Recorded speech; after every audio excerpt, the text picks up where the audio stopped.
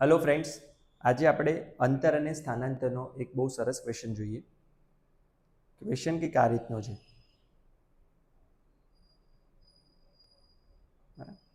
આપણને કીધું છે કે કેરમ અને કેરમની સેન્ટરમાં એક ડાઈસ છે, બરાબર. અને ક્વેશ્ચનમાં એમ કીધું કે કોઈ પ્લેયર આને શોટ મારે છે તો આર્યે ડાઈસ સામેની બાજુએ એક વખત અથડાઈને પાછળની બાજુએ કવર થાય છે. એટલે અહીંયા ક્યાંક અથડાઈને અહીંયા ક્યાંક કવર થાય છે, બરાબર. એ ક્યાં અથડાશે એ તો આપણે વિચારવાનું છે, પણ સામેની બાજુએ અથડાઈને અહીંયા ક્યાંક કવર થાય છે. અને આના માપ આપી દીધા છે, આ 2 ફીટ અને આ 2 ફીટ, બરાબર. ક્વેશ્ચનમાં શું કીધું છે? ડાઈસ સામેની બાજુથી રિબાઉન્ડ થઈને પાછળ કવર થાય છે. તો ડાઈસ દ્વારા કાપેલ અંતર અને સ્થાનાંતર શોધો.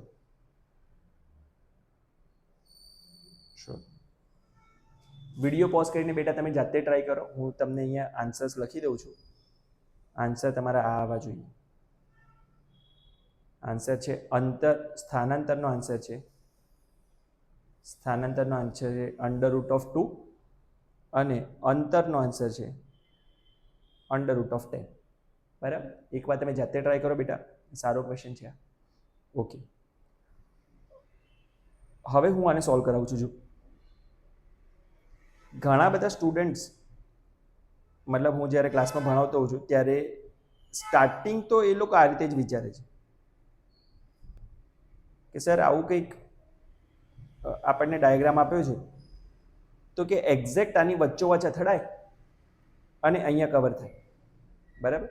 એક્ઝેક્ટ આની સેન્ટર ઉપર અથડાય અને અહીંયા કવર થાય. બેટા સેન્ટર ઉપર અથડાય આના મતલબ કે આ ધારો કે 1 ફૂટ હોય અને આ એક્ઝેક્ટ 0.5 અથડાય તો વિચાર, આ 0.5 હોય તો આ પણ 0.5. તો અહીંયા જે ડાયરેક્શનમાં આવ્યો એ ડાયરેક્શનથી અહીંયા ક્યાંક અથડાઈ જવો જોઈએ ને. ધ્યાનથી વિચાર. ધારો કે જે સ્ટુડન્ટ એમ વિચારતા હોય કે સર અહીંયા કે સર 0.5 ફીટ, મતલબ આ આખું કે 2 ફૂટ છે તો આ આખું 1 ફીટ હોય, આ 1 ફીટનું અડધું એટલે અહીંયા 0.5 હોય, તો કે સર અહીંયા અથડાશે અને પછી આમ જતો રહેશે. એ તો બેટા ફેલ થઈ ગયું ને. આપાત કોણ અને પરાવર્તન કોણ સરખા હોવા જોઈએ. તો આપણે એમ કહ્યું કે આમ આપાત થયો તો પરાવર્તન એટલા જ થાય, તો એક્ઝેક્ટ આની સામે આવી જશે. એટલે આવું તો નહીં જ થાય. તો આને એપ્રોચ કઈ રીતે કરવાનું? જો આમાં થોડુંક ટ્રિગ્નોમેટ્રી પણ લાગશે અને પાયથાગોરસ પણ લાગશે. સાંભળ, હું તને એમ કહું કે આના બોક્સને પહેલા અહીંયા દોરી દઈએ છું. આ ક્યાંક આમ અથડાશે, અહીંયા ક્યાંક, અને પછી અહીંયા ક્યાંક રિબાઉન્ડ થશે. આપણને એટલી ખબર છે કે આપાત કોણ અને પરાવર્તન કોણ કેવા હોવા જોઈએ? સરખા હોવા જોઈએ. તો લેટ્સ સે હું અહીંયા એક આવી લાઈન દોરી દઉં છું, બરાબર. અને આપણે બધાને ખ્યાલ છે કે આરે ખૂણો થીટા હોય તો આ ખૂણો પણ કેટલા હોવો જોઈએ? થીટા હોવો જોઈએ. અને આપણે શું કરવું છે કે ટોટલ મારે આ અંતર ફાઇન્ડ કરવું છે. આ પિંક કલરથી જે મેં ડ્રો કર્યું છે, આ આપણે અંતર ફાઇન્ડ કરવું છે. તો કેવી રીતે ફાઇન્ડ કરી? જો પહેલાં હું લેટ્સ સે આનું નામ એક્સ પાડી દઉં તો tan થીટા x/1 થશે. જો સામેની બાજુ છેદમાં પાસેની બાજુ, tan થીટા એટલે આ સામેની બાજુ છેદમાં પાસેની બાજુ. અને આની માટે પણ tan થીટા હું લગાવું, tan થીટા.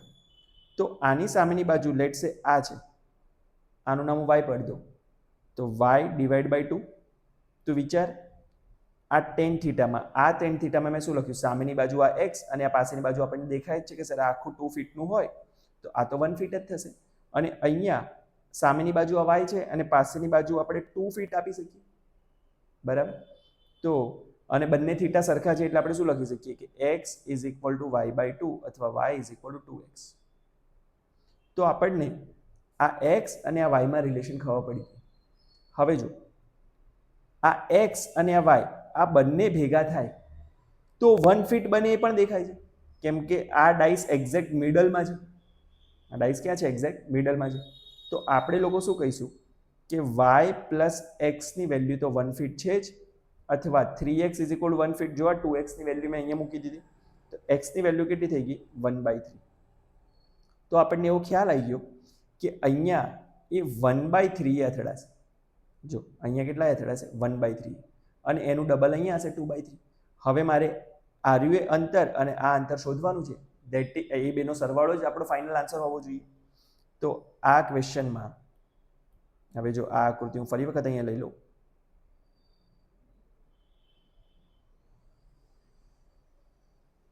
અહીંયા લઈ લીધી મેં આકૃતિ. તો આ ડિસ્ટન્સ એક્સ અને આ ડિસ્ટન્સ વાય. તો આ ડિસ્ટન્સ મારે ગોતવું છે, આનું નામ S1 પાડું હું. તો S1 બરાબર શું થશે? 1/3² પ્લસ 1² એનો અંડરરૂટ. જોઈ લે બેટા, પાયથાગોરસ થિયરમ લગાવું છું. આનો વર્ગ પ્લસ આનો વર્ગ બરાબર આ. બરાબર. તો અહીંયા મને આ શું મળી જશે? S1 બરાબર √10/9 અથવા √10/3. બરાબર. અહીંયા શું મળશે મને? આ ડિસ્ટન્સનું નામ S2 પાડી દઉં.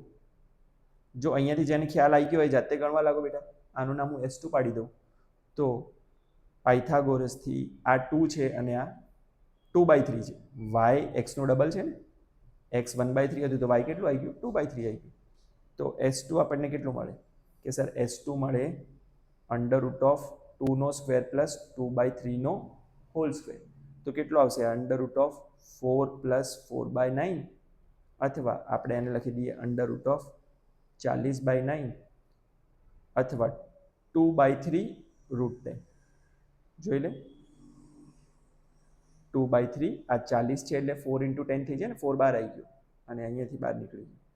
તો ફાઇનલી અંતર કેટલું આવવું જોઈએ આપણી પાસે? અંતર S1 પ્લસ S2 એટલે √10/3 પ્લસ 2 √10/3. તો 3 √10/3 એટલે આન્સર કેટલો આવ્યો? √10. અંતર આપણું √10 આવવું જોઈતું હતું. અને સ્થાનાંતર તો સૌથી ઇઝીએસ્ટ કેસ છે કે સર સ્થાનાંતર તો કંઈ વાંધો જ નહોતો આપણને, કે આ પોઈન્ટથી આ પોઈન્ટ સુધીનું અંતર, એનું નામ લેટ સે હું Z પાડી દઉં. Z. તો આ Z કેટલું થશે? √1² પ્લસ 1² એટલે √2. બરાબર. એટલે સ્થાનાંતર તો આપણને √2 દેખાતું જ હતું. ઇનિશિયલ પોઝિશન અને ફાઇનલ પોઝિશનને જોડ દો. અને અંતર માટે આ બધું મારે મગજ લગાવવું પડ્યું કે અહીંયાથી આમ ગયો અને અહીંયાથી આમ ગયો, એટલે કુલ કાપેલો માર્ક. થેન્ક યુ બેટા.